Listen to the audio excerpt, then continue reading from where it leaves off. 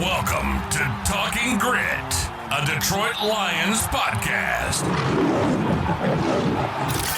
Powered by the Monroe County Reporters. Here are your hosts, Jason Harwood and Jacob Litton.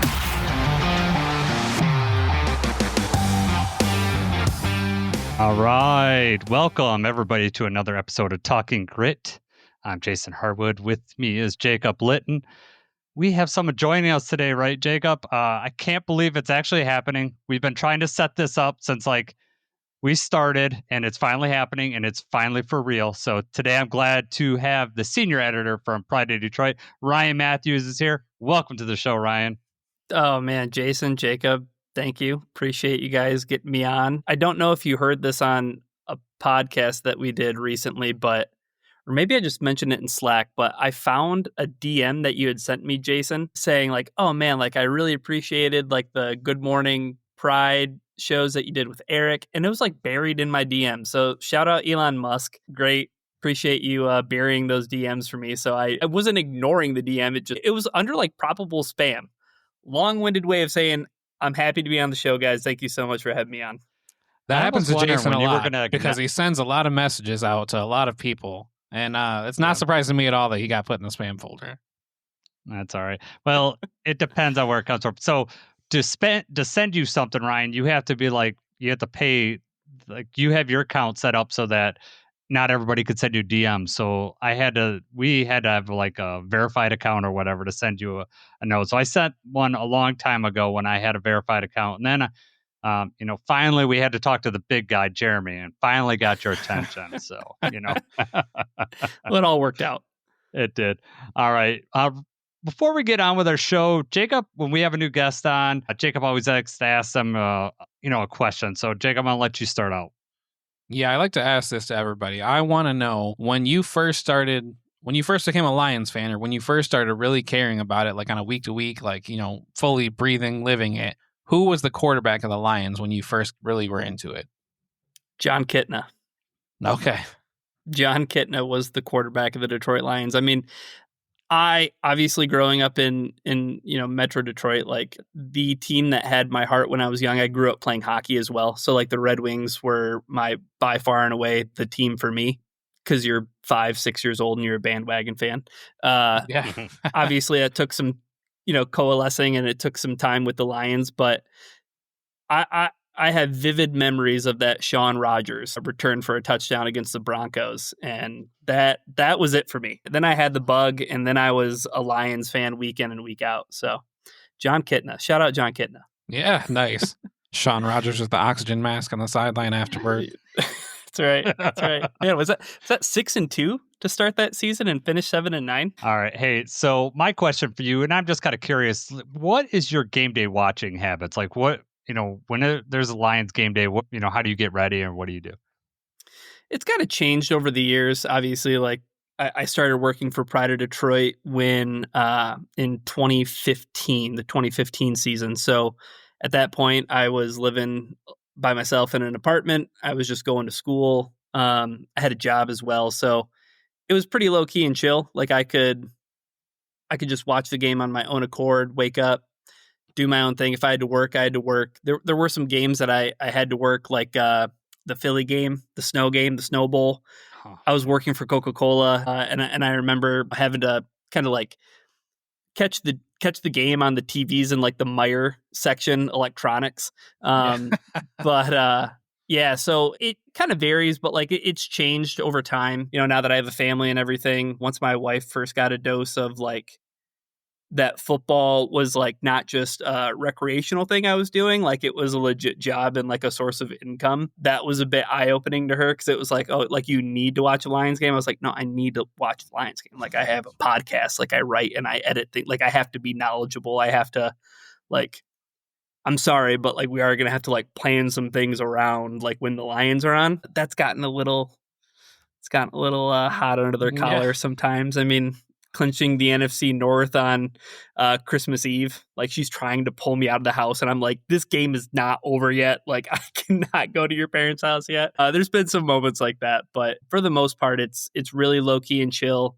It's kind of a bummer sometimes because I don't get out to like see games with my buddies as often as I would like to. But it really just kind of depends on, when we're recording the podcast or, how in tune I need to be in terms of like game day editing or things like that. It kind of varies. But, for the most part, we're going to get into it here in a second. But like thinking about some of my favorite moments so far from the Dan Campbell era, some of the ones that stand out are the ones where like I did get to like sneak away and I wasn't like, Nice. watching from a TV. You speaking to both Jacob and I about the family like dynamics and realizing now we don't get paid for, us watching. So we don't have that excuse, but our families realize how important it is to us. And yeah. And, and when I finally got my wife to give me season tickets, now she's like super into it. Like Yeah. we're talking about going to training camp and it's going like we're going to the kids are going to Cedar Point the day before. And I was like, well, I'm going to, it starts you got to get there at 7:30. We're going to get up at 6:30. And I was like, I'll just go. And my wife goes, no. She goes, this is like one of my favorite parts of the season because I get to be really up close to the players. I was like, she's that person now. All right. I don't have to tiptoe around season tickets anymore. This is for real going to happen. So maybe you just need to get your wife like, getting a crush on Aiden Hutchinson or something. And then she'll be all about it. Yeah, maybe. I think I've kind of gotten her into it a little bit. I know we talked about quarterback season 2. Okay. We watched the first episode last night and she, and even going back to the first season, we watched that together and we watch Hard Knocks as well. And she was like, if I had like this kind of access, I'd watch football all the time. Right. And it's like, yeah, I know. But at the same time, like you can't have all that access because, it is a chess game. But like your wife in training camp, right? Like it's just the personable element, right? It's getting to see him live up close in person and seeing that dynamic. It's much different than like snap the ball, 5 seconds of action, 40 seconds of resting, snap the ball, 5 seconds of action, so. Yeah, I don't want to be stereotypical about it, but it is for my wife. It is the story and the human aspect of it. Mm-hmm. Where for me, like, yeah, I'm interested in that stuff, but no, I am interested in the game, primarily, and my team winning or whatever. But so I don't want to come off as misogynistic or anything like that. But it is very obvious that she enjoys a different aspect than I do. But I'm just happy that she enjoys any part of it that we can share that together. I mean, it's a pretty good deal. Can't relate, guys. 17 years and she will not let up. She will not watch. She doesn't want to be around. Any sports?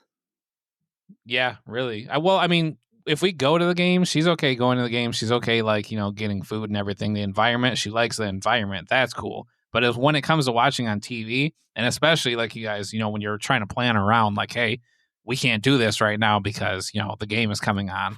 It's bad. It's tough. Well, and she's one of those like we have to make trips to every single pumpkin patch that's like in within a 20-mile radius, and that's right during football season, and it's just constantly like. And I'm a Wolverines fan too, so that's at noon on Saturday most of the time. So I've got limited time to play around with this. Yeah. Constant battle that I don't think will ever go away. Oh man, you got to figure this out. I mean. I got the 2 boys that are so into sports. So my wife either, goes with it or, just won't see us. All 3 of us will be just watching Red Zone or whatever we're doing on Sunday. So I'm sorry, Jacob. We'll have to work out. Well, now she's got the baby girl. So now they go do their own thing. They take their naps or whatever during Red Zone. That's why you had the 4th kid. You're hoping to get that girl to just work that out. It's all part of your master plan. I was like, finally. Well, that's a roll of the dice, brother. Yeah, right. Oh my God. They go to Target on Sundays. I was really hoping the last one would be a girl because I was thinking, is Deanna going to just keep trying until she gets that girl? You're going to have just. Man, I was content after 2. And then after 3, I was like, 3 is good. 3 is cool. We'll be fine with 3. I had to have that 4th. But you know what? No Phillip Rivers. No Phillip Rivers creating your own football team over there. Yes, right. No, that's over. Okay. For sure. Congratulations. Yeah. After the 3rd one, I asked Jay, I'm like, how this is happening, right? You know why this keeps happening. You just need to stop that. All right, man. We've kind of gone off the rails here, but let's get into this. Ryan kind of what we're going to talk about here. We're going to talk about our personal top 5 moments from the Dan Campbell era. Doesn't have to involve Dan Campbell. It's the Lions. Just what, since the opening press conference on, what's our top 5? And when I, broach this topic with them, it's your personal top 5. So it's like something that for me, it's like stuff that I really remember or resonate with me. So Ryan, we're going to start with you. We're going to start off with number 5. What do you got for your 5th? Okay, so I always cheat when we do these things. So mine is technically two moments, and that's fine. Okay. So it's our show. Why are you telling me it's fine? No, I'm just messing. Because you'll enjoy both of them. That's why. Okay, good. Week 5, 2021 was the Lions' heartbreak loss to the Minnesota Vikings, and Dan Campbell's emotional post-game press conference where, he said, quote, "You want it for yourself as an organization and for all of us, but you want it for the players. They're out there busting their ass. It's tough when you see your players give all they have and you lose that way. It's tough. You don't want that for them." That was a moment that really resonated with me as a Lions fan, just for all those years of Matt Patricia. And it's funny how, those years kind of butt up against one another, but you had one guy who was one end of the spectrum and they just swung the pendulum so far in the other direction. And that was that moment where I was like, I don't care that the Lions are 0-5. I see enough on the field with the team that they have that he's throwing the kitchen sink at trying to win a football game. And I mean, at that point, I think the Lions had a couple of kickers kick career-long field goals to win games, whether it was that or the Justin Tucker game. It was just Dan Campbell doing the thing that he does best, being authentic, being emotional and showing that he really cares about these guys. So that's 5A. 5B is when they finally won in week 13 of that season against the Minnesota Vikings. And, that was the week that was just an emotional week because it was the week of the tragedy in Oxford, if you remember. So, the Lions players were all wearing Oxford gear and Dan Campbell was wearing an Oxford Wildcats hat and started his press conference, acknowledging the tragedy and then again getting emotional about the football game and how much that meant to the team. And not that it was like their Super Bowl, so to speak, but just you could hear how excited he was for what was going to come next for the Detroit Lions. And that got me really jazzed and really excited, even though, it'd been a tough season. You guys experienced it too, but that was a win, that walk-off win, and you get the reminder of watching that first episode of Quarterback and Jared Goff and his wife, Kristen, being out on location. And like, there's just so many subplot to that game. It was a great moment. It was a vindicating moment for us as Lions fans. It's like, awesome. You got the monkey off your back this year. Like, now let's see where this thing goes. Absolutely. Yeah, and Amon-Ra caught that touchdown too, He which did. is, another memorable moment. That was his first touchdown catch too, wasn't it? It might have been. I know that that was kind of the starting point of him like really taking off. Like those next few weeks, it was like the Amon-Ra show, and it was like, oh, okay, maybe they do have something with this guy. Yeah. Right. So 4th round pick going to work out. Yeah. All right. Was that All right, on Jacob. your list, Jason? It was not on my list, but I love it. So Okay. So is it on yours? Real quick, yes. So that actually is the number 1 moment that I have. Was that first win against the Vikings.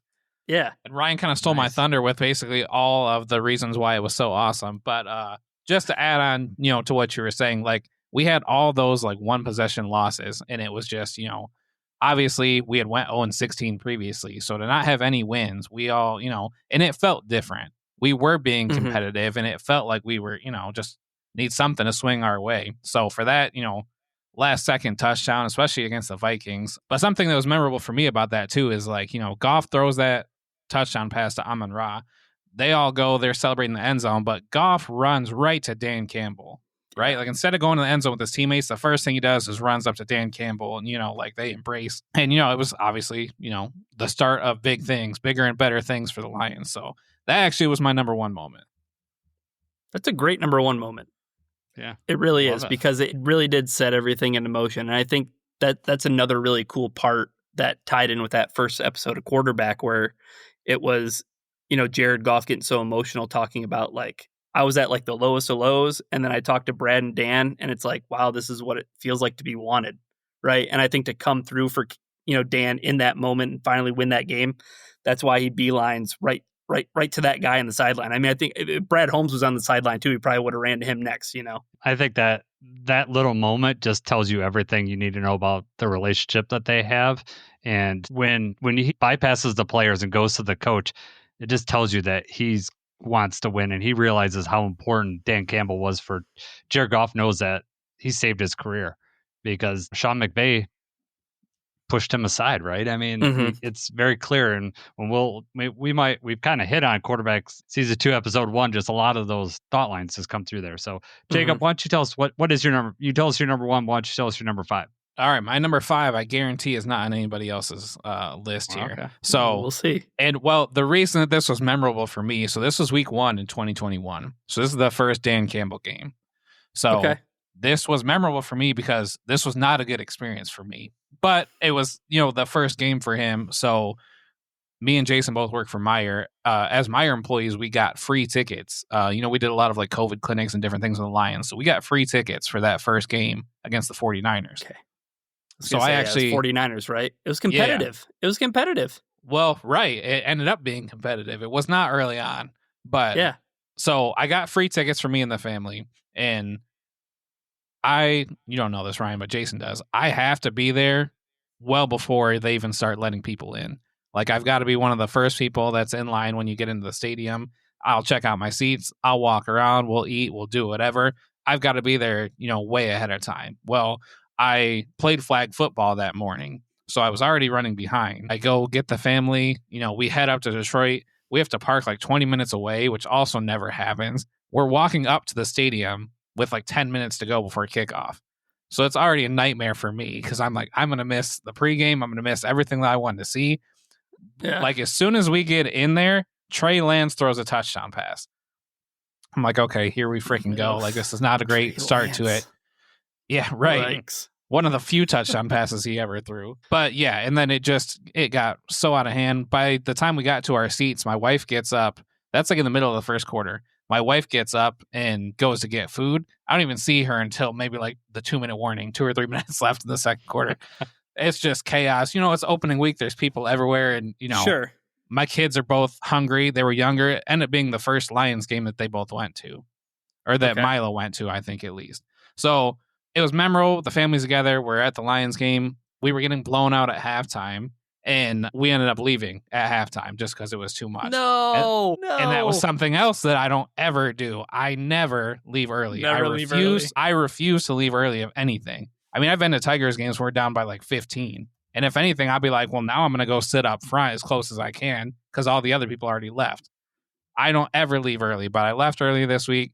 We actually ended up coming back and making a little bit more of a game out of it. But yeah, that was my one of the more memorable moments for me was just that first Dan Campbell game. And it's not on your list, right?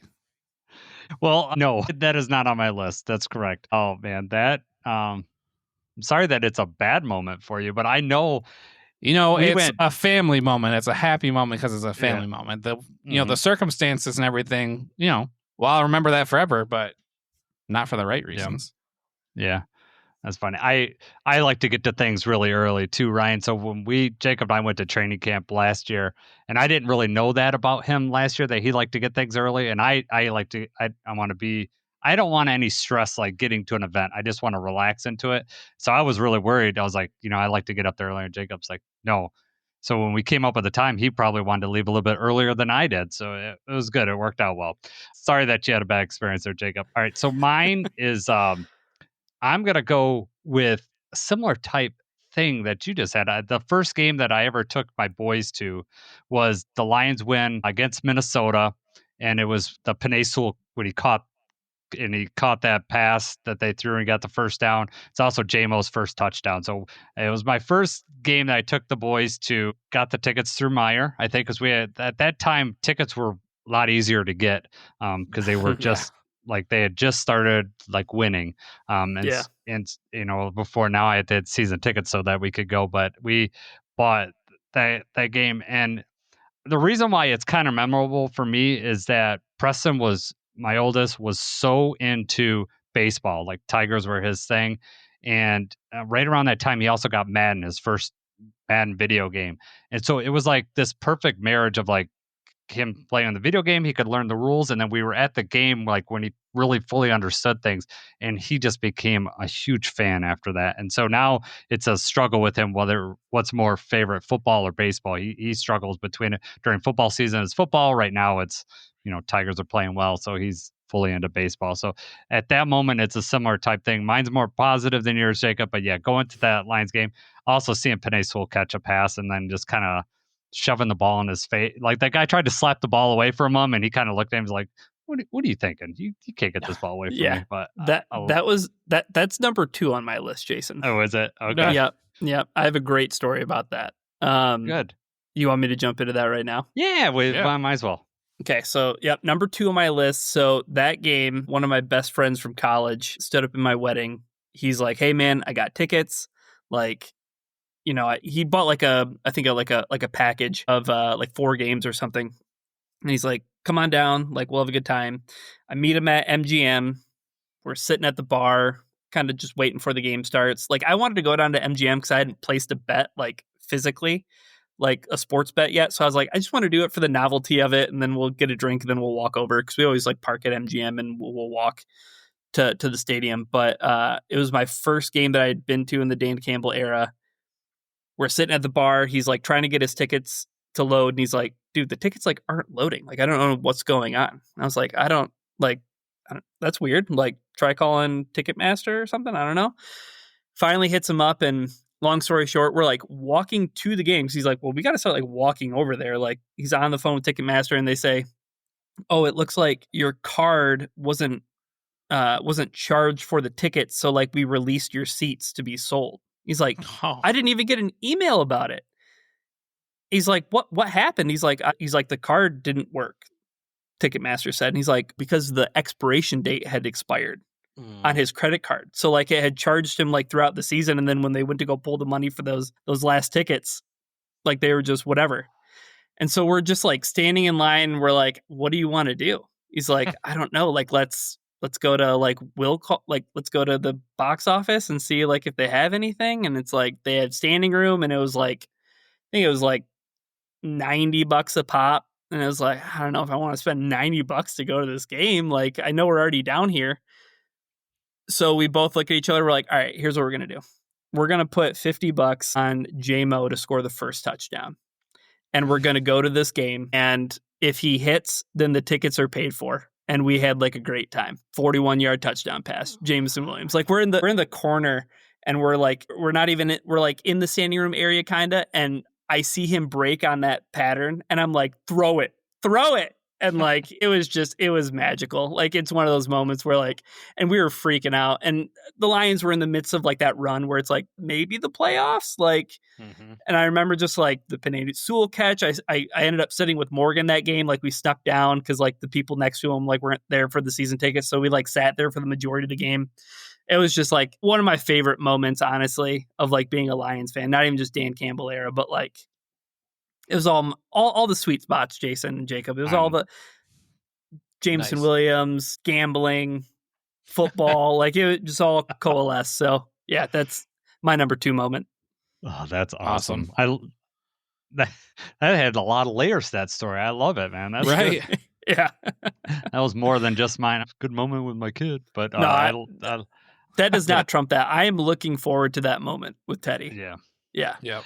Yeah. And it, like, I didn't think, to be honest, step outside and talk a little something different. I didn't think it was coming with my kids, to be honest with you. They just didn't seem to really like sports when I was younger, or when they were younger. And I was like, all right, well, I wasn't someone that pushed them into anything, but it just kind of naturally happened. And, there's a lot of minor litter with family things in mine. And so, yeah, I hope that it, that it's magical for you too, because it has been for me. It's some tears have been shed at Lions games just because I'm looking over at my kids. So, yeah. All right, let's go to number 4. What's number 4 on your list there, Ryan? I'll keep it short and sweet, but it's the Hard Knocks episode. The I Got a Plan, I swear to you, all I think about is you guys. That's all I think about, man. Like, that was just one of those early moments where it was like, okay, like he's not the meathead. He's not the biting kneecaps guy. Like, that was his introductory press conference where he was probably just on the spot and got a little bit out ahead of his skis. And then you see that moment in Hard Knocks and it's like genuine.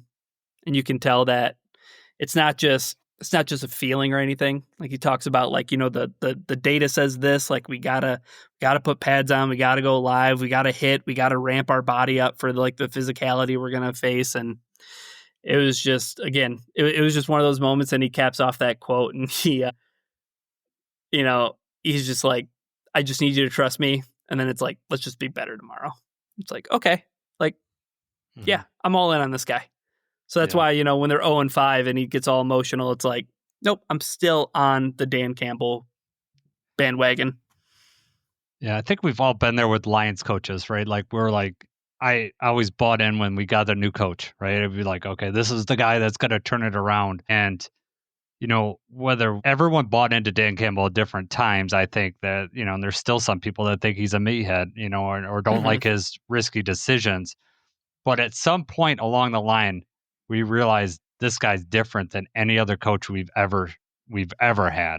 And, whether that hit you, it hit everybody at different points where it's real. Like I know at the beginning I wanted to believe that it's real, but it's at some point I believed this is actually real. And this is what it's like to have a real football coach and a real team that, we can all root for. So, all right, Jacob, you're number 4. The one that Ryan had, I had on my honorable mentions because I have a different Hard Knocks moment, but that's a little bit later on my list. Number 4, I have the last week in 2022 Green Bay. So that was when we knew we weren't going to make the playoffs. We didn't want Green Bay to get in. That was when Jamal Williams had set that record and had that speech after the game. He's like, we're the Detroit Lions, stop playing with us. Kirby picked off Aaron Rodgers to seal the game and get Rodgers out of Green Bay. So that was just a memorable moment for me. Yeah. It felt like another awesome thing. Dan Campbell quote too. Yeah. Where he's sidelined and he's like, we just don't want those guys to go. It's like, right. Oh yeah. You're just like, you're just like me. I hate the Packers too, Dan. Yeah. Right. That's my number 1, Jacob, right there. Oh yeah. So mine specifically, if I pinpoint, because the whole game is memorable, and at the end of it, like for me, SOL died at that moment. Like for me personally, like I don't know if it's for everybody else. For me, I thought this is real. Like he did something that we were not a prisoner of the moment anymore. Like the Lions came through and did something amazing. And for me, it was the game was over. And I'm just sitting there watching. They bring Aiden Hutchinson to talk. The crowd there's all these Lions fans at Lambeau Field, which I'm kicking myself for not buying tickets ahead, like 3 or 4 weeks ahead. Those tickets were dirt cheap on the secondary market because Green Bay was out of it. And that game was not supposed to mean anything for them a month ahead of time. You could have went to that game for dirt cheap. That's probably why there was a lot of Lions fans. But for me, it was like everything became real. And like just having that moment and like it just the promise of the following year. And it doesn't a great ending doesn't always translate to the next season. But I just had faith that the Dan Campbell was going to do it, that, we were just going to build on this moment.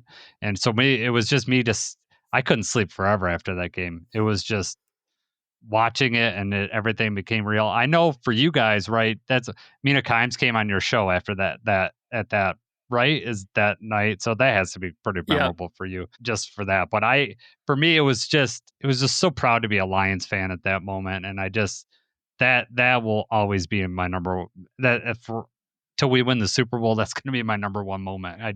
It became real for me at that point.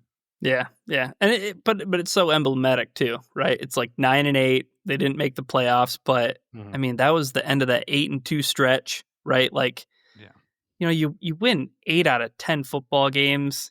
The 2 games you drop to are that tough game against the Bills on Thanksgiving. Yeah. And then then the stinker, the turd against the Carolina Panthers, right? Playing on concrete, that field.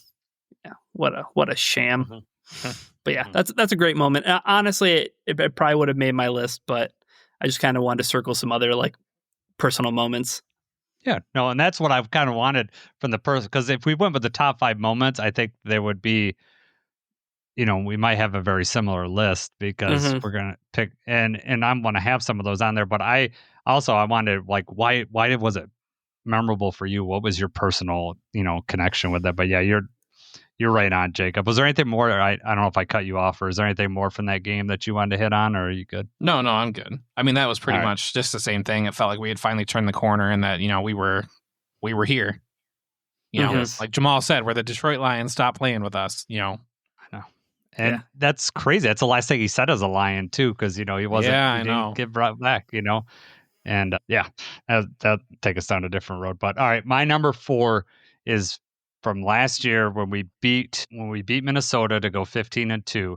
But inside that game, I was at that game. Inside that game, DJ Ray Udig, he's the DJ for the thing, plays "Move Bitch" by Ludacris. Like after we've got the game in hand, like it's like we're still during the game. It's like third quarter, but it's like obvious that we're gonna win. He plays that song, and the amount of energy I felt and like the crowd was just into it. It was like the perfect song for the perfect moment. And as someone that used to DJ, he had a perfect needle drop and I loved it. And I'm getting goosebumps right now just thinking about it. It was the whole crowd just singing it too. It felt like you were at a Ludacris concert. It was awesome. They just did that at Comerica the other day, didn't they? Yeah, Ludacris concert. My buddy Andy, who I went to that Vikings game with, he's friends with Morgan as well. And Morgan was like, "Dude, you want to go with me?" And I was like, I think I have to work. Like, I can't go. Like, I have to work. So like Andy went with him, and Andy texted me on the way home, and he was like, "I have never been in an atmosphere like that ever before." He was like, it was insane. So that's awesome. Yeah, inside that moment was Anzalone's first game back from the broken forearm. And so like before the game, like I get, like Jacob said, I get to the game like really early. So I'm like there right when the gates get in. So they show Alex coming out of the tunnel early on for just warm-ups, and the crowd is already filling in, and it gets really loud and just like super energetic. And yeah, I mean that could have been a separate moment just because it felt, and the way that game went, it felt like, oh, Alex is back. Everything's all good, right? We're going to handle this and we don't need to rehash what happened 2 weeks later. But it was just, we won the division that game, 15-2, best record ever, getting the number 1 seed first time as the Lions. I mean, all that happened. But yeah, that just the needle drop from DJ Ray Dig was perfect. So that's mine. Number 3. What's your number 3 there, Ryan? Number 3 is going to be week 1, 2023, going into Arrowhead. I mean, pick whatever moment you want from that game. BB pick 6, Patrick Mahomes as a rookie. Mike Tirico giving Lions fans infinite fuel to hate his guts. Yeah. Which is ironic because he's from Michigan, right? And like he should be like. Yeah, he's from Ann Arbor, I think. Yeah. So, yeah. Well, yeah. Yeah. So, I mean, that game, though, that was the game where it felt, to Jacob, your, final week 18 of 2022, that Packers game. When that game ended, while it was jubilation, it was like, when does next year start? Like, I want next year to start tomorrow. Like, right. And that offseason felt like it took an eternity. And it felt like the Lions had everybody's attention. And then they get Kansas City Thursday night, week 1 to kick off the NFL season. It was like, there's no bigger game. And then they delivered and they followed through on it. And it truly felt like, okay, like it wasn't all just like pixie dust and imaginary wishes all off season long. They are for real.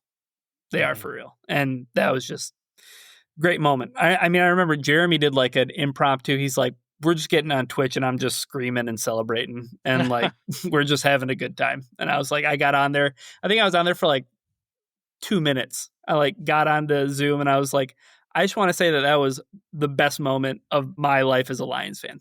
See you guys. And then I just left like, yeah. So that was an awesome game. Definitely. Is that on your list, Jacob?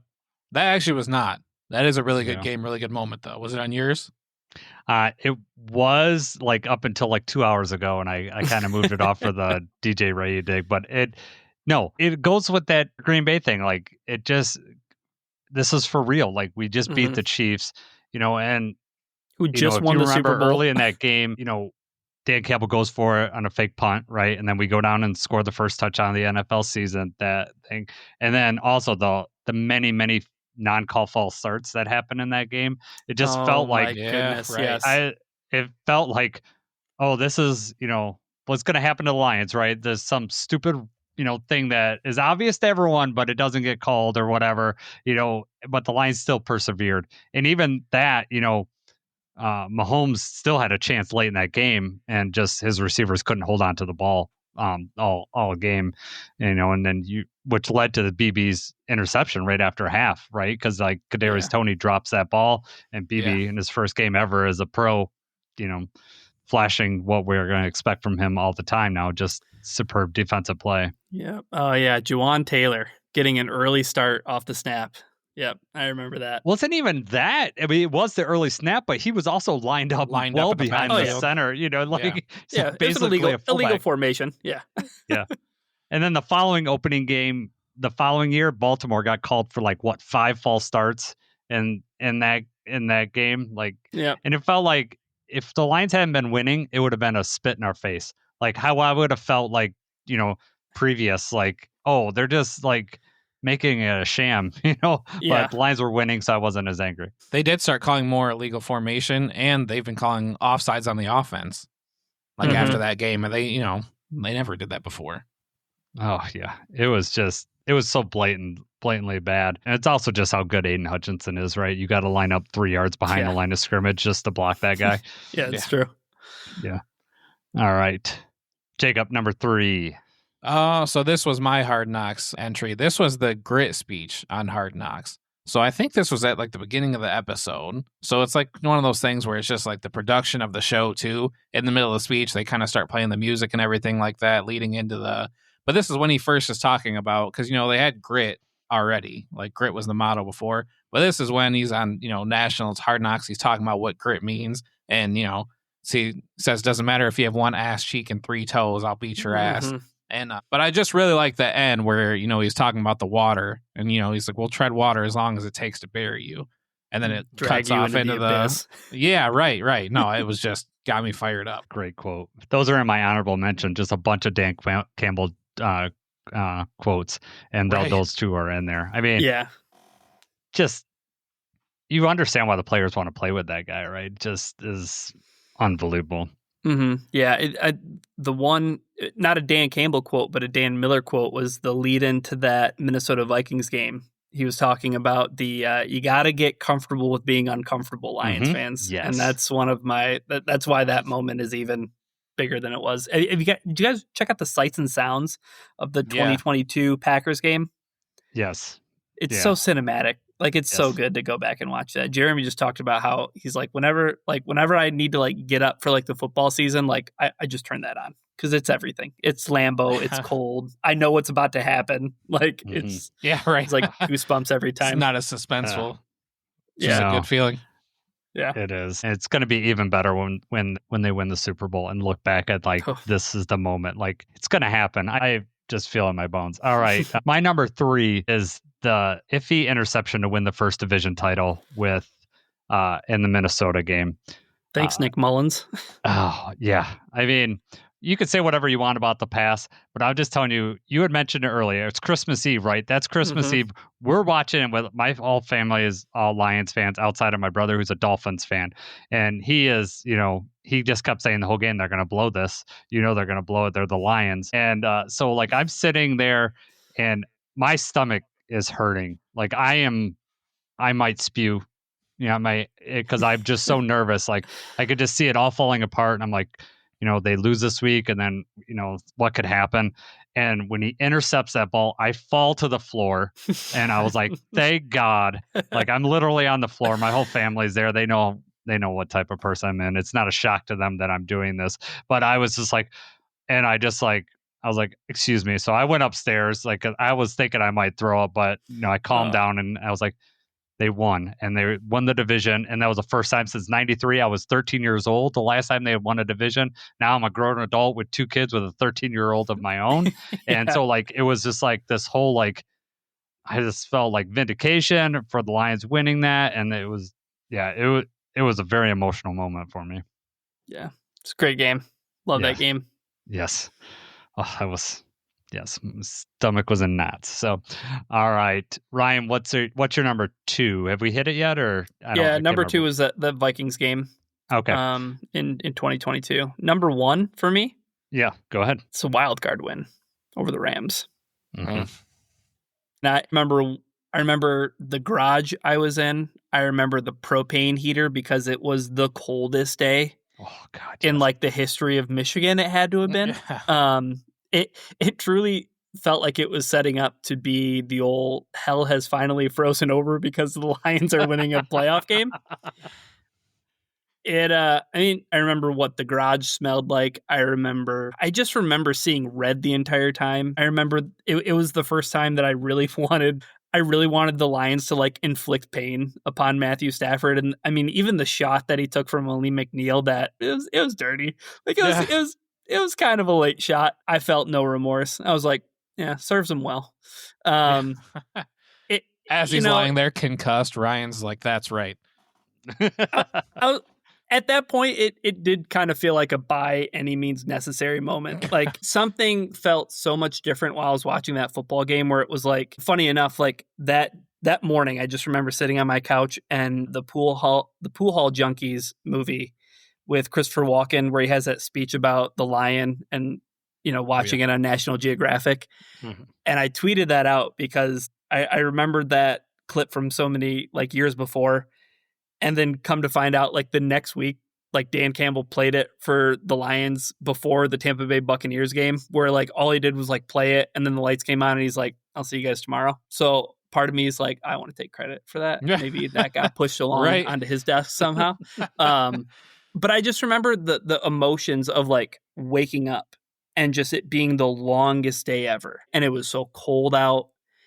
And it felt like it was never going to get there. And then it finally got there and your stomach's in knots, like the Laporta touchdown early. Like the Lions don't back down from being who they are. They're going for it on 4th down. They score that. And like the back and forth and Puka Nacua, like he had our number that game too. And it was just, I mean, that was what we were all waiting for, right, guys? Mm-hmm. Yeah, like we'd been waiting so long to see the Lions finally get over the hump, and it was really like it was extra poetic because it was Matthew Stafford and it was the Rams, and could only imagine how good Jared Goff felt, getting one over on Sean McVay. So that was for better or worse. I mean, there's some ugly parts of me that game where it was like, I don't know who I am, but this needs to happen tonight. Because I can't wait an entire offseason for it to happen, or to have the chance of happening again. Yeah, it felt like it was going to happen, and it felt like the lead up. Like, of course, it had to be against Stafford. It had to be. This is the way it's got to go down. But in the end, it just made it all the sweeter. Is that on your list, Jacob? Yeah, that's my next one. That was my last. That's number 2. Okay, absolutely. Just, an awesome moment. Obviously, the first playoff win and everything. Dan Campbell says you're good enough for Detroit. Jared Goff afterward, all those storylines with Goff, Stafford. I mean, the story wrote itself, right? And we knew it was leading up to that. So we, everybody knew it was at stake. No, it was just unbelievable win. Unbelievable feeling to actually win the playoff game. Yeah, it's my number 2 also. And I was I was there too. And when we were talking about family moments, my son after the game, and I've probably said this on the podcast before, Preston looks out to me and he goes, "I'm going to remember this for the rest of my life, Dad." And Waterworks. Ryan, I was like, oh my God. I hugged the complete stranger next to me at the end of the game because we were both like commenting like our stomachs, like you said, stomachs and knots. But my memory from that game is getting there early before the game and it being packed. Like they let you in like 2 hours before the game. It was packed 2 hours before the game. I mean, I'm talking like everything, concessions, everything. It was just everyone was in the building. Like no one was there going to wait, like miss any moment of that game. And so they were all there. And it was also the start of the Jared Goff chant. Like that was that before the game. As soon as he came out or the Stafford was like shown on the screen, Jared Goff chant come out. And at that moment, it was like, "You're one of us, Jared Goff." And Dan Campbell's speech at the end of it was perfect. You're good enough for Detroit, and it was like that. Like, he may be from California, you may be a California kid, but you get Detroit, and you've been through some hardships. You were discarded, and you're the guy now. And he talks about it in season 1 a little bit, like how special a moment is to be that guy to bring that to the city. And and that's why the Jared Goff chant happened. It was, everyone knew how special that was for the city, and it was just more than just Jared Goff. It turned into something else, but it was, just the feeling of being in that environment was, and it's, I know, Jacob, you were at home watching it, Ryan, but you're going to remember where you were at, right? Like, you've already talked about this, smelling the propane. That's a great description, right? Like, it was a seminal moment for all of us as Lions fans. Yeah, absolutely. I mean, did you take great joy, Jason, in booing Kelly's kids? That's a ridiculous statement. And every time that Stafford came out, like, he was with the whole team. He was going to get booed. And I don't know whatever Kelly thought that we were going to do, like, we we're going to cheer Matt Stafford in that moment. No, like you said, we want to bury those guys. We want to bury that team. Oh, dude, it was so unfortunate that was his return. That was, because they had the game in 2021, but they went out to SoFi for it. Right. That moment, he was public enemy number 1.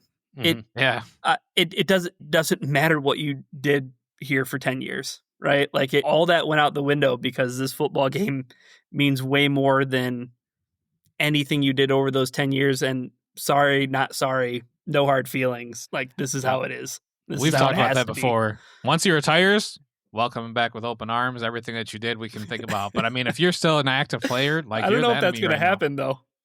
I don't know if that's going to happen now at this point. Right. I think it will, especially if we get a Super Bowl out of this, whatever. I think that I remember fondly of Stafford, like the Browns game where he showed that ultimate toughness. That will always be in my heart. Yeah. And like Jacob and I talked, a few episodes, and I'm kind of what your thought about this, Ryan. Jacob and I like Marvel movies and the multiverse. We want to know a multiverse where Stafford is with Dan Campbell and how that marriage happens and what happens in that world. I'm not wishing that to happen, but I want to see that story. I want to see that movie to see what happens with that. Yeah, the entire time Matthew Stafford was in Detroit, I vehemently defended him all the time. Like, he was my favorite Detroit Lion from the moment he was drafted to, the moment I even understood why he wanted to be traded. I got it. Like, there were no hard feelings when he got traded, and he wanted to go accomplish the greatest feat that anybody can accomplish in the NFL. So that's why there's no hard feelings about that 2023 wild card round. Yeah. Brian standing over Stafford saying, I used to love you, but I want to bury you now. Liam, knock you him were out. The chosen one. Yeah. That's Anakin. I knew good. Thank you for knowing what I was talking about. Aleem had the higher ground. Nice. All right, good. We got Revenge of the Sith. We're all on the same page. Awesome. That's good. You guys are prequel Star Wars guys. I'm like, I'm the original. Do you remember the original? Over here. I do. I was not. It came out before I was born, but like I had the VHS copies and watched those many times before the prequels come out. You guys probably prequels were like when you. I think I was like 8 or 9 when Phantom Menace came out because I remember going to see that at the theater. Yeah. Yep. Same. All right. Any honorable mentions that we missed, Jacob, that you want to hit on real fast before we move on here? Let me make sure. The quote where he says, if you're hunting us, you don't have to look far because we're going to be on your front porch when you open the door. Like, I love that one. Yes, that's on my list. I love that quote. Yeah. Yeah. That's tied in with to the Jamal Williams speech during Hard Knocks too, right? Like, if you're going to be a puppy, like piss on the something. You remember that from Hard Knocks? I know what you're talking about, but I don't know the exact quote.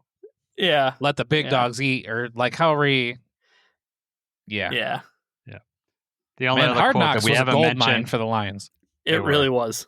Yes. Well, and for the country, right? They get to see him. Like, we got to see it all through the press conference and stuff like that. But for the rest of the country that didn't see that, it was a gold mine. The only other quote that I had that we haven't mentioned is just last year. We don't live off the reputation. We live off the work. And I like that's a continued thing with the Lions. Like, doesn't matter what we've done in the past, we have to work hard to get to the next thing. So Yeah. Definitely. Jamal Williams' quote was, that's when the real champions come out. That's when a real dog comes out. Because if you go piss like a puppy, stay on the porch and let the big dogs eat. Yeah, there you go. oh man, I love Jamal Williams, man. Yeah, Oh, I me know. too. I'm really happy about David Montgomery being on the team, but Rough, yes. just the person. I want the person on at the sidelines to be with us. Yeah. All right. So we're gonna move on to our second segment. The first segment went on really long, so maybe we'll shorten this one up a little bit. But there are 5 players up for extension next year for the Lions that'll be eligible. Well, one of these players is eligible now, but Brad Holmes has made it clear that he's not going to extend them this year. So the 5 players that we're talking about is Brian Branch, Jack Campbell, Jahmyr Gibbs, Jameson Williams, and Sam Laporta. Instead of doing these one by one, Brian, why don't you just tell your 5 in order, and then we'll kind of just because of how long the first segment we'll not stretch this out. So tell us Sure. your 5 in order. Yeah, so I'll start at the bottom. So I'll go 5. I'll say Sam Laporta, and it's hard. Like, I feel like, you're kind of choosing who your favorite kids are at this point. Like, Sam Laporta is super important. He's a key cog to this machine. Definitely don't want to see him go. At the same time, I think the Lions could do a great job of identifying more tight end talent and finding another tight end. And I'm not saying that he's disposable, but somebody had to be at the bottom of this list. Jack Campbell at number 4. Those two would honestly probably be interchangeable, but I think the Lions' long-term outlook at linebacker right now is why I put him at 4 and not at 5. Who knows what happens with Alex Anzalone as he kind of ages out a little bit. Malcolm Rodriguez is a special teamer who I think can moonlight as, a defensive guy every once in a while at will linebacker. They just paid Derek Barnes. Obviously, they play different roles, all these guys do, but Jack is still very important. And I think just by knowing that he was drafted in the first round at 18th overall, that Jack Campbell's an important piece to what the Lions do. So that's why I'm putting him at 4. Number 3 is Jameson Williams for me, just because Jahmyr Gibbs is on this list too. So Jahmyr Gibbs is number 2 to me, even though he's a running back. I think those two guys are the absolute secret sauce to what the Lions can do because of their speed, their positional versatility. They're both positionless guys. Going back to that J-Mo moment that we talked about in the first segment with that 41-yard touchdown catch. Well, his only other touch that season was in that Bears game on the end around where he scored the touchdown. He had 1 catch for 41 yards, 1 carry for 42 yards. He's very special and very unique. And I love the story with J-Mo too, right? Like this guy who has really grown up in front of our eyes, and we've seen him become not just the football player we were all hoping he would become, but also like turning into this man, right? And it's just a great story. But I have J-Mo 3, I have Gibbs 2, and talk about secret sauce. Brian Branch is arguably the most important defender on the Lions. I think you can make that argument. So that's why Brian Branch is number 1 to me. And it sounds funny, guys. They just paid Kirby, but they got to make sure that they take care of BB too. Mm-hmm. All right. That's good. Jacob, we'll get to you, and then maybe at the end we'll just kind of wrap everything up with any special points. But Jacob, why don't you go with your 1 through 5? Yeah. So mine, I also was just thinking about how much it's going to cost. So, the dollars and everything. So I've got number 5. I actually put J-Mo at number 5. And that's just, fair. I like J-Mo and I want him to be on the team. Even right now, he's going to be expensive to keep. If he does take another huge leap forward, like we're hoping we expect him to, then he's probably going to drive up that price to where it's just not attainable. The number 5 wide receiver right now makes $24.9 million on average, which is more than the number 1 position for any of these other guys on the list. Mm-hmm. So, it's going to take some negotiation tactics there. Maybe J-Mo, likes what the Lions are about. Well, I know he likes what the Lions are about, but, I guess you talk about that hometown discount kind of thing. I just don't know that that's going to come into play, especially if he has another great year. It's going to be hard for him to leave money on the table when he knows he can get it elsewhere. So I've got J-Mo number 5, Sam Laporta number 4, Jack Campbell 3, then I have Branch 2 and Gibbs 1. Mm-hmm. Okay. I just, obviously running back and stuff like that, you don't know. It's not at a premium like it used to be, but I want to keep Gibbs on the team. Do I want to pay him different. Saquon money? That's no, not really, but that may be necessary. That's also cheaper than it would be to pay JMO at a discount. So that's just what the thought process is there. That's kind of how I factored in JMO being 3 and Gibbs being 2 as well, Jacob, where it's like, I would rather just spend more money on Gibbs because, God, is that dude different? Yeah, right. Just huge asset. Mm-hmm. All right. My number 5 is Sam Laporta. And it's so funny. It's like you read my list. That's like, there's a lot of tight ends that we could probably draft. He's probably the easiest one to replace out of this. Not easy to replace, but easier to replace. And also I said, these are exceptional talents. It's like asking you to pick your favorite child. Exactly what you said. So Jacob always accuses me of reading his Google Doc ahead of time. I'm accusing you of doing that to me, Ryan. My number 4 is Jamison Williams, and it's the same logic reason for that Jacob said. I think he's just going to be too expensive. And I think when you're looking at what you want to keep and what you can't keep, that maybe if he's having the year that John Morton is talking about, Amon-Ra is talking about, I mean, the words that they're using are very exciting when it comes to JMO, like what the expectations are coming this year. Mm. And like the fact that he's turning into a leader, he's asking all the type of questions. And when you said that, Ryan, you were right. Like the maturity that he's taken each year is a great story. And I'm hoping that it works out for him, for the Lions this year, and then for him just as a person. But what that means for him with the Lions in the future, that could take a hit because of, the ascension.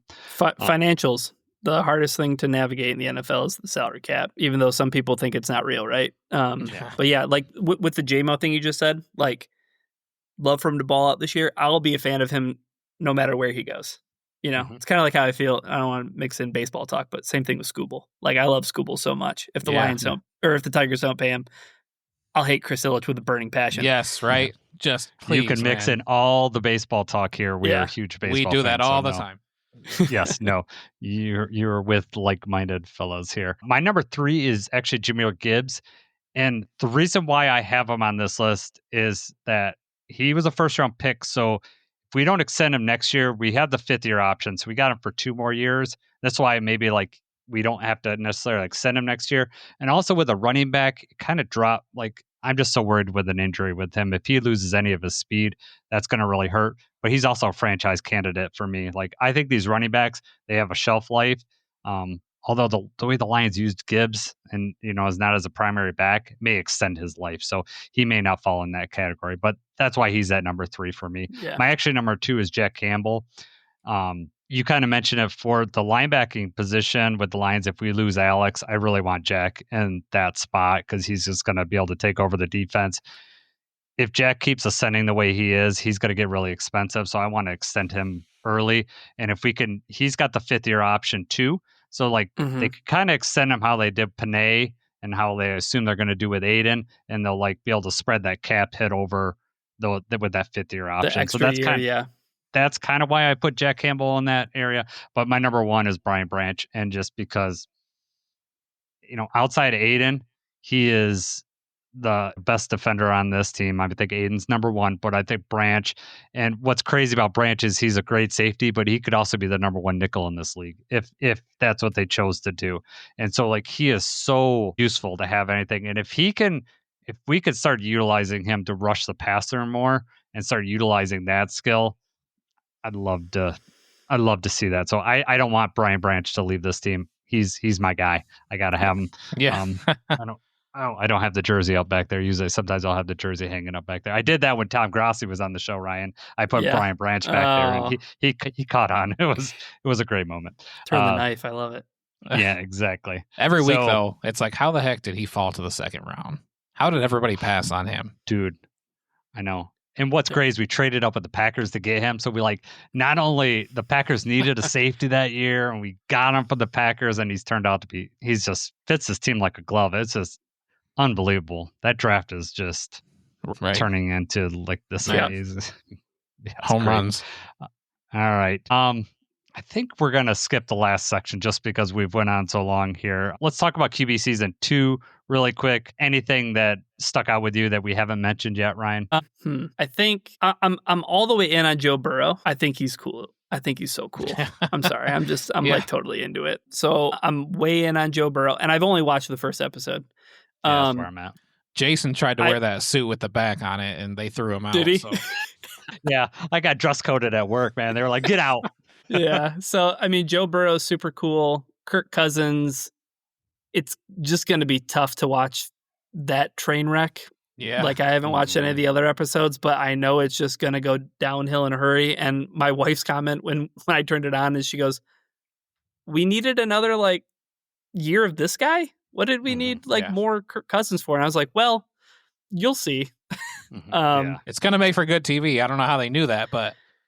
Yeah, but geez, man, coming right out of the gate, it's like I'm heading down to Antigua to get stem cell injections and like the Achilles and the great clips stuff. Like Kirk Cousins, I think that was like the first or second thing he said was the great clips. Like, oh my god, can you make it any harder to like you? Like, you know what? Like I get you're trying to be one of us, but it feels like you're a feels like you're a skinwalker. It feels like you're not an actual human being. And He's then like yeah, I know. It's tough. The golf stuff though, the one thing I'll say my takeaway from the golf stuff is I don't know what it is, but like I just like seeing men be vulnerable and seeing them cry and seeing them be like unafraid to be honest on camera.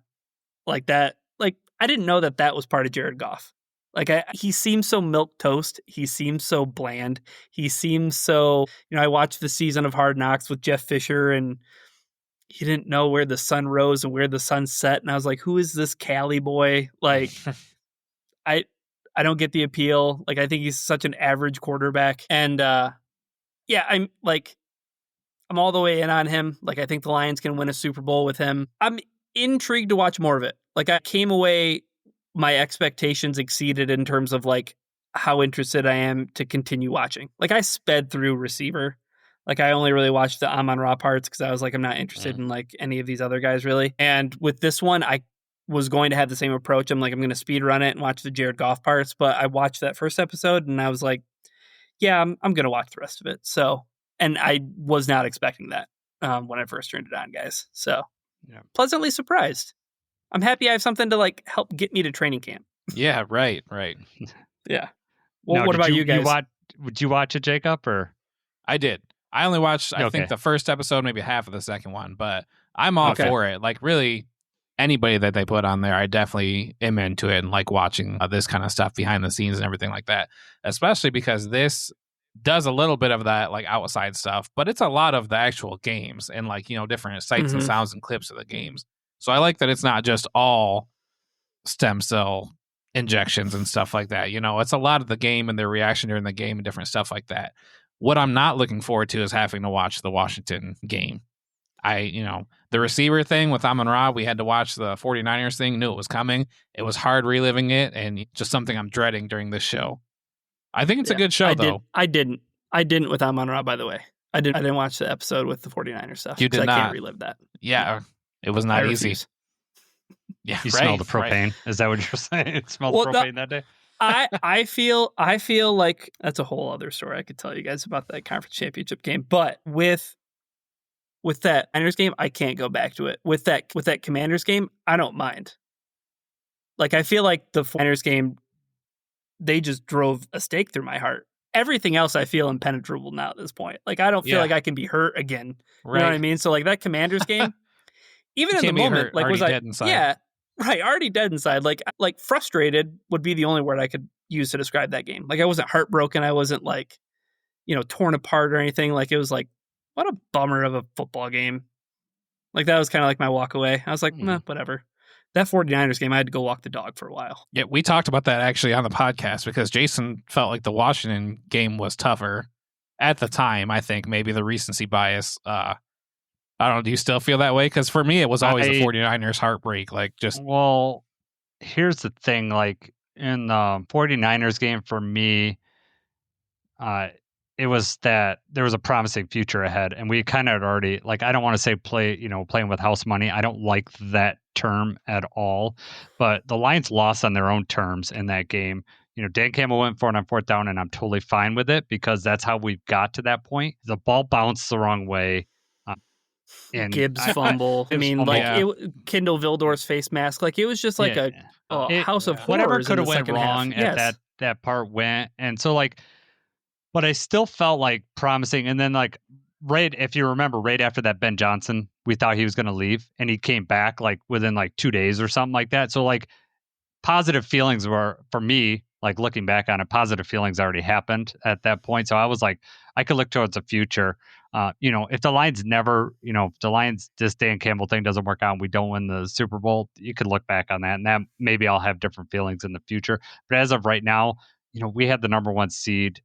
I was also at the Commanders game, which was tougher, just dealing with the emotions of my boys and them wanting to leave like in the fourth quarter. But I personally, like, during that game, like, we went through like the stages of denial, like during the actual game, like you just came to terms with it. But yeah, I don't know. For me, it was personally, but it might have been just because I was there. But also, like, 2 weeks before I was at the Minnesota game, Alex has come back. It looks like our defense had turned the corner, and highs it looks to highs. Like, it looks like we were just like, okay, because, like, if you look back at the stats, like, when Alex left, that's when a lot of things really started to go bad with the defense. Alex is back. We played really good. Now, that might have been a Sam Darnold thing or just the way things fell that game, whatever, but we just didn't have an answer for Jaden Daniels the next game. And they played the Lions game really well. They went for it on fourth down, and they did what we do to teams. They did it right to us, and we just couldn't get any pressure on the quarterback. But we have Aiden back, and that's going to be different this year. But my thing that I took away from episode 1, a couple things. My first one was I was surprised Jared Goff was so open about the Sean McVay thing about he made the comment of like there wasn't a maturity there. And I've listened to a lot of Jared Goff's things, and that was like he's usually really tight-lipped about like that. Like, and I don't know if it's because of time or the situation or what happened, but that was the first time for me. Maybe I missed it in the past. I don't know, but he said that they didn't tell him about anything about that, and that there was a maturity issue there. And so, like, that shocked me a little bit, that statement from him. Yeah. Not that it happened that way, but just the fact that Goff was so honest and open about it. He acknowledged it and said it openly. Right. I found that. So Jacob and I think talked about this before. See what you think about this, Ryan. We take Kirk Cousins out of there and we slap Matt Stafford in this thing. And when we have Matt, then you have that angle. The only reason we don't like that, and see if you can guess why we don't want Matt Stafford in there. Starts with a K, ends with an L-E. That's correct. Yes. That would be the only thing. Lock and step. The second thing that I watched episode 1 with my wife, and Christina, Jared Goff's wife, gets up there, and obviously she's gorgeous or whatever, and so I'm feeling self-conscious about that. Or whatever. Kirk Cousins' wife gets up there, and she looks more, I would say, normal, like real life human. So that I just made the kind, like, I was just feeling awkward, and I was like, well, rate your quarterback hotness out of the 3 guys. Jacob, I'm going to throw it to you. Who do you think she put as number 1? She put Burrow number 1, right? No, she did put Burrow number 1 too. Yeah. Who's number 2? She put Goff 2, and then Kirk Cousins 3. We know you put Burrow. You already opened it up with that. You're got a man crush on Burrow, man. I do. Jacob, did you like when they showed like when Burrow shaved his head and like dyed his hair blonde? Did you like that? Like that they showed that? Yes, right. That was cool, and they talked about how the other kids did that. They showed the pictures and everything. Like, no. Hey, I've been there. Me of when I did that when I was in my 20s when Eminem dyed his hair. I actually dyed my hair. I bleached my hair one time. Did you bleach your hair ever, Ryan? I had blonde tips. Yeah, did right. You? I did. See? Yeah. It reminds me of a Brooklyn Nine-Nine moment. He's like, I don't know where the tip of me begins and the tips of the tip. I go, that's a great. That is a great show. That is a great show. Good. Well, Star Wars, Brooklyn Nine-Nine, man, we got to hang out, Ryan, because you like all the cool stuff. All right. So I'm going to continue watching QBs. I'm going to watch the whole thing. My wife likes the whole thing, so I don't really have an option to skip through just the golf stuff. But yeah, I'm looking forward to it. Yeah. But I think the lesson to learn is you do not want to be an Atlanta Falcons quarterback on the quarterback show because season 1 had Marcus Mariota, and You do not. No, God, It's a bad omen. I think the lesson is you don't want to be an Atlanta Falcons quarterback. Yeah, hey, period. there you go. Yeah. yeah, we can go back to Michael Vick and even go into that, right? Man, you're talking about arguably my favorite football player of all time. Vic, I mean, he's the guy who got me into football. So really? yeah. Madden Like 2004. when he was at college, like did you see him when he played Virginia Tech, or was it started with the NFL? So like obviously I remember highlights and I remember the hype and him being the pick and everything. It was that playoff game in Lambeau. Okay. Like you want to talk about like a cinematic moment, and yeah, just watching that game I was like, oh man, football is awesome. And like Jeremy always busts my balls about it all the time, but like I definitely have a type when it comes to quarterbacks. Like I I love Lamar Jackson. Like I love the opposite of Jared Goff. Yeah. So like then my Lions fandom really takes off. Big Mike McMahon fan. Like I love Nice. I love my quarterbacks who can move. So yeah. I had a Dante Culpepper jersey. Not ashamed really? of it. Oh yeah. Like a Lions Culpepper jersey, or A Vikings Culpepper jersey and then a Lions Culpepper jersey. Oh, God, you had a divisional opponent quarter. Oh man, that's rough. That's tough for me to swallow there. I got around. Trust me. I have a graveyard. I have a Boss Bailey jersey. I have a Kevin Jones jersey. I have Teddy Lehman jersey. Yeah. Mm-hmm. Yeah. Second round pick. All right. I gotta see what year Boss Bailey was drafted, because that was the first like draft I ever remember like looking. Yeah. I think that was is that 04? I don't know. That was You have to look into 2003. So that was Charles Rogers and Boss Bailey. Charles Rogers, man. Oh man. They had All commercials right. with Charles Rogers on it. They had like draftees that had like commercials and stuff before that was like training camp things. I remember Charles Rogers on a commercial. So much promise. That broken collarbone in Denver. I know. Yeah. Yeah. Well, and other things that came up, but yeah. Well, who was so Charles Rogers' first game? Who was the other rookie wide receiver in that game that had his coming out party? Do you guys know who I'm talking about? Oh, is this part of the Blitz? No, it is not. I was like, because this is a tough question. No. His first game with the Lions? No, it was not a Lions. It was who we were playing that game. It was Charles Rogers' His first game with the Lions. You're saying the other team had a rookie receiver. That season, Charles Rogers' first game, but it's also another rookie in that class. First game. It's not fair for me because once I had the draft up and I see who was picked right behind him, so I think I know. Let's see if Ryan. I'll tell you. Do you want me to tell you what team it is? Yeah. Cardinals. We played the Cardinals. Anquan Bolden? Yes, that was it. He had, I think he did, Jacob, you could look it up if you got it right there. It was like, he had like almost a couple hundred yards receiving in that first game. In his very first game. This guy. All is forgiven because, man, I loved Anquan Bolden in 2016. Mm-hmm. Yes. That was awesome. He was the awesome big slot guy. Yes, I liked him too. I just really wanted. He just seemed like a good guy. He would be obviously he's too old now, but he just seems like he'd fit even on this squad. That just that type of player. So, all right, we're gonna get into the catches, 217 yards, NFL record. Boom. Yes, and I don't know. I think I had a Survivor League that year picking teams, and I think I picked the Lions because they were playing the Cardinals, and I think the Cardinals lost, so I was right on that one. But that game is burned into my memory, and Anquan Bolden just tearing it up. All right, let's get into the Honolulu Blitz. So give me a second here. It's time for the Honolulu Blitz. All right, put Ryan on the hot seat here so this one's I want you to name the Lions top 10 all-time receiving yard leaders. I want you for the Lions. I'm going to give you 3 of them because they're way before your time, and frankly, they're before my time. So number 5 is Gail Cogbill from 1960. I hope you weren't going to guess him. Mine. Oh, man, sorry. Number 7 is Charlie Sanders, a tight end. And number 9 was Leonard Thompson from 1975 to 1986. The rest of the guys are guys that I think that you would probably be able to get. So I want to see how many you can get on this list. So okay, go ahead. I may have had an outside chance of getting Charlie Sanders. I know Eric Ebron's not going to be on this list, unfortunately. Calvin just Johnson. missed the cut. Obviously, number 1. Yep. Herman Moore. Number 2. Trying to think of some guys who just like stuck around for a while. Like, is Johnny Morton on that list? He is number 3, actually. You're going right in order. Yeah. Yep. Yeah. I mean, that's just like as I'm entering fandom is like Johnny Morton. Yeah. And right, Matt Millen calling him some words that we can't say on air. So we got Calvin, we got Herman, we got Johnny's number 3. Johnny Morton.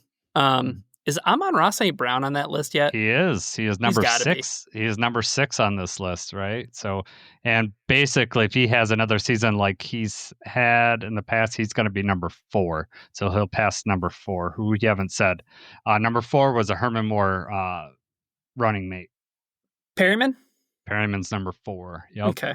So I gave you number 5. So and I gave you number 7. So you're all the way up to top 7 are already on there. And we have number 9. So you're just missing 2 guys. Oh, man. And these are definitely guys these are definitely 2 guys that have been in your names. fandom with. Yes. Is Roy Williams on this list? He is not on this list. Okay. No.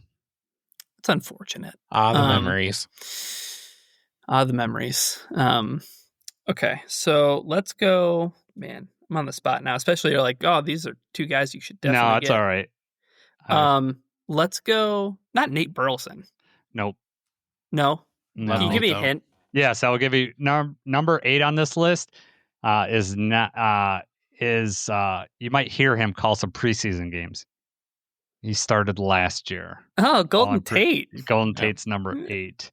Oh man, yeah, he just did. He caught a lot of passes when he was here. Yes, he did, and so he is. As far as yardage was down, but he was a yak machine too. Like, I liked him on our team. He like his floor every game seemed like it was going to be like 60 yards. Mm-hmm. Like if Golden Tate had less than 60 yards, the Lions got blown out. Mm-hmm. Yeah, I know. Right. When he was, when Calvin and him were running or whatever, perfect guy to have the opposite. All right, number 10 had 2 stints on this team. 2 stints on this team. Mm-hmm. When they brought 0 back, he was the first one to wear 0. Yeah, it's a good clue. Oh, Marvin Jones. Hey, buddy. Marvin Jones. He's number 10. Nothing bunt cakes. I love it. Yeah. All right. That's good. So you flew right through the list. So the last 2 you needed a couple hints on, but that's pretty good. So real quick though, we on the podcast on Monday this week, I saw this on my timeline. The top 10 quarterbacks in Houston Texans history in passing touchdowns, that list would blow your mind. Oh God! If you guys want to go down, that rabbit hole after the show, the top 10 Houston Texan quarterbacks in passing touchdowns is a wild trip. People that you forgot played in the league, or people that you just didn't even realize played for the Texans. A mix. Okay, yes. Nice. Yeah, guys who are there for a cup of coffee that are on the list. Yeah. Wow. Yeah. Well, I mean, you think about who's been quarterback for that team. It's been. Could you name number 1? I'll give you a hint. He has better numbers than Eli Manning. Played at the same time as him. And I'll give you a hint too. Is it Matt? Is the first name Matt? I couldn't think of his name. Matt Schaub. Matt Schaub. Yeah. Yeah. Because he what was he? He was back up for who? Like for Vic.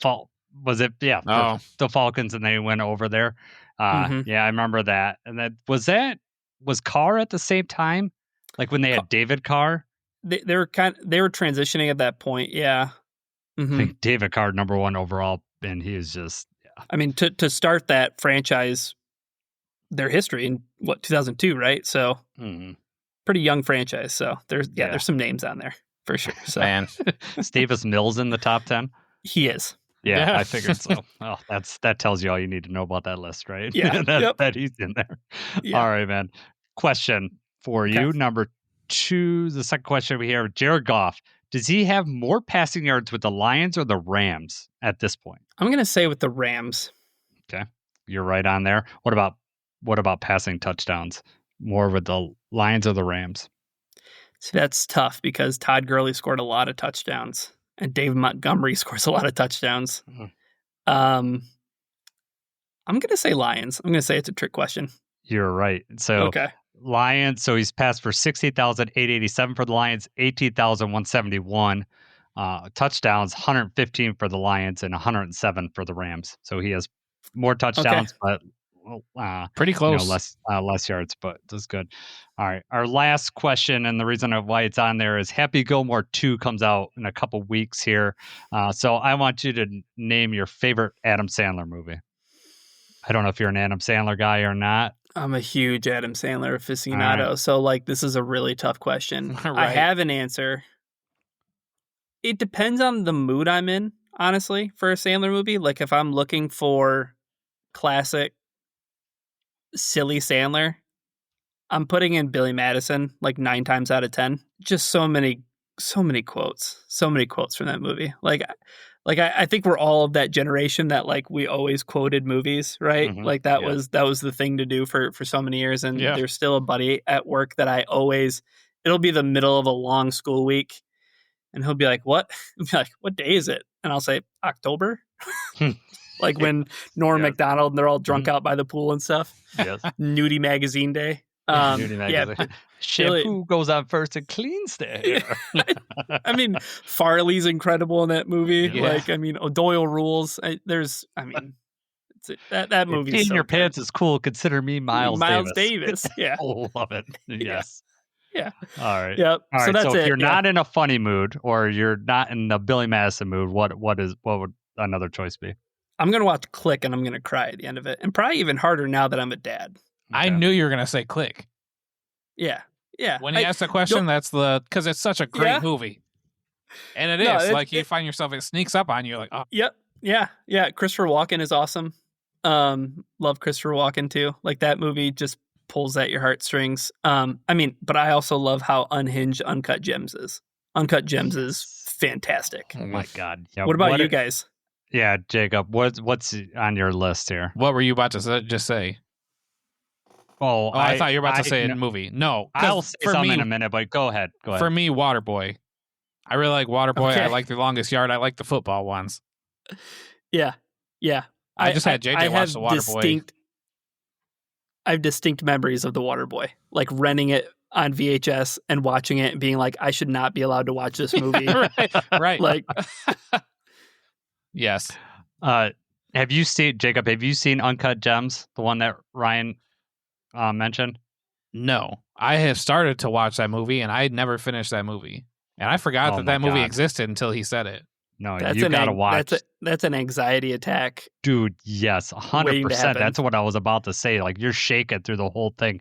Yeah. The direction in that movie is amazing. Like it is just fast paced, the whole thing, and you're just like, you want to root for this guy, but you're so scared, and you know that people like him exist too. That just 100%. And just like, the one movie that you guys haven't mentioned that I really like, and it's probably along the lines of Click, is 50 First Dates. I really like that Adam Sandler and Drew Barrymore movie. Yeah, there's really so funny many parts good in that Sandler movie, movies. There is, yeah, tons of them. I mean, Punch Drunk Love is awesome. Mm-hmm. It's such a bummer that Grown Ups wasn't made when it was originally supposed to be made, where Kevin James was supposed to be Chris Farley. Yeah, oh yeah. But I mean, even those movies, like I teach my senior class that I teach is lit and film, where we do a lot of cross analysis with literature and movies, and every once in a while I'll throw them a bone and be like, all right, we're gonna watch a movie, you guys vote on it, and I'll send out the Google form. Overwhelming response last trimester was, we're watching Grown Ups. Like they love Grown Ups. They love Adam Sandler. There was a Spirit Day that they had for like homecoming where it was like dressed like Adam Sandler. Oh, I've seen like those everybody's before. got the oversized basketball shorts and the huge shirts, that he wears when he plays pickup basketball. I guess I didn't realize that resonated with like high school kids at all. I think that's like, that's like Billy Madison to me, right? Or, Waterboy or Big Daddy. Like, I mean, come on, Big Daddy's an awesome movie. Yes, Big Daddy is. My kids are getting to the point where I can start watching some of those. And, Preston's 13. I did show him Waterboy. And, he couldn't understand Adam Sandler's accent in that movie or whatever. So we had to watch it with subtitles. But he loved that movie. I was worried that he'd get embarrassed during she showed me her boobies and I like them too. But it's like he's right at that age. So I'm not sure, but yeah, he loved it. It's like those movies, some of those movies are so sacred, like the Big Daddy. Obviously, I can't show them Billy Madison yet. Happy Gilmore. That when you show you show them your kids, you're really hoping that they like them, as opposed to, what are you thinking, Dad? What's hurting your feelings? Cringe. Like, oh man, this is so cringe, Dad. My kids have done that to me. They've ruined movies. Some of them are good, some of them not so good, and I just have to deal with it. I told Jason Back to the Future. I showed them Back to the Future, and they were like, "What the heck is going on?" Like they were like, his mom is hitting on him in Back to the Future. They're like, "What?" And right. And then I can't explain it. I'm like, well, you know what? It's a good movie. Don't read too much into it. You don't have anything else to say other than like, shut up. Right, I like exactly. it. Right. It's like, I can't come back. Like, I don't know. I mean, yes, it's weird. I guess I didn't think about it. Yeah. Well, what I think, Jacob, is really weird that like even when everything gets rectified and like he comes back, Biff is still at the house like buffing the car. The guy tried to rape the mom and he got caught, but yeah, they still invite him over to the house. Like I never thought about that until you mentioned about the whole incest thing. Like I was like, well, that is really weird. Like they wouldn't have cut him out after that. It's like, he tried to rape my mom, but we show him who's boss because he's got to wax the car twice. Oh, so man. I had a real quick. I know we're just off the rails at this point, but like I also had this moment defending Beetlejuice, like to somebody who's like around my same age. They're like, "Oh, I'd never seen Beetlejuice," because like we were on our way back from the state track and field meet, and we were just talking about like trying to kill time on the way back from Grand Rapids, and we're like, "Oh, like who's your favorite actor?" And like I have a really soft spot for Michael Keaton. I love Michael Keaton, and I was like, I love Beetlejuice. Like Winona Ryder was my first crush. Just everything about that movie is just, it's awesome. It's so good. It's Tim Burton at his best and everything. She's like, yeah, I just watched that for the first time, and Beetlejuice is like a pedophile. I'm like, what? He's like, well, he's super into Winona Ryder. And I was like, okay, also Beetlejuice is the villain. He's the bad guy in the movie. So like, it's okay that he's a pedophile because he's the bad guy. Like, I don't like when people don't try to do that with my movie. Right, Like, they're ruining the nostalgia, making you think about it. It's like, I don't want to have to think and analyze this. It's good, just watch it. And rationalize it. Like, oh, I'm sorry you suck at watching movies and you don't realize that Beetlejuice is the bad guy in this movie. You're missing the point. Yeah. Oh yeah, we come in with your rational thoughts. I don't like it at all. No, yeah, I don't like when people crap out my movies. They're my movies. I cannot get my kids to watch Karate Kid. I want them to like that so much, but they will not watch Karate Kid, the first one. Not that I've tried, but like, have you gone like the Cobra Kai route and like try to work backwards? Yeah, that's what I think I might have to do. But I think at this point that their feet are firmly planted in the ground because they saw how excited I was about it. And then like, so now it's just like a thing. It's like, we're just I don't want to watch that stuff. And, I showed them Goonies, and that, to me, Goonies is like one of my all-time favorite movies, and they did like that. So I was like, okay, I can go on with my life. And my kids actually like Back to the Future. Maybe they're the weird ones, Jacob. I don't know, but my kids like right, they just looked right past the whole incest thing. Well, they thought that was weird, but they're just like, okay, that's right. The movies. It's weird, but we're just moving along. We're going with it, right? Yeah, exactly. We'll appease Dad. But all right, Ryan. We've went off the rails. We've had a great time with you. Is there anything you're working on over at Pride of Detroit? I know that you got a new host over there, Miko, who's been on the show. So congratulations on that. Shouts out to Miko. That's gonna go rule. Yeah. Yeah. We're super excited to have Miko be the host. He's full of energy. He's super enthusiastic, and he knows how to run point. And he was a natural person to fill in for Chris, and the big shoes that he left. So we got the podcast going on. That's always trucking along. We're gonna do a show later this week because we realized that we ran out of time. We've been kind of list casting various offensive positions, and we just got finished with O-line, and then we realized that training camp's in like 2 weeks, so we still have to like fit in a training camp preview. But we're doing a show later this week ranking the NFC North defenses. So we're gonna do that, and then we have training camp preview coming up, and right now we're kind of finishing up our roster preview, where we're going through and profiling each of the players on the roster. I've written a few of them. You can go check them out at Pride of Detroit, but everybody does a great job with those. They're pretty comprehensive. They kind of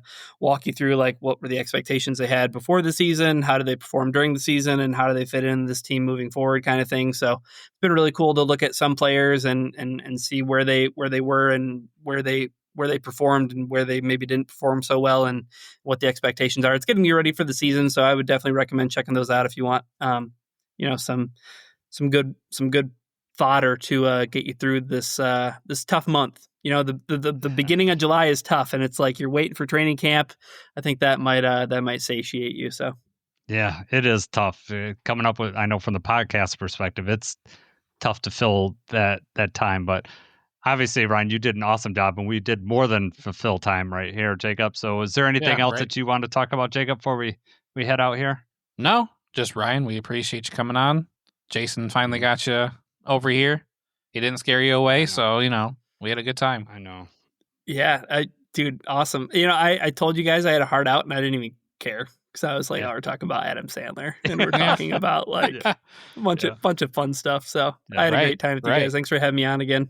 All right, cool. Well, check us out next week. We'll be back on Monday, and thanks again, Ryan, and for Jacob, I'm Jason. Let's go Lions.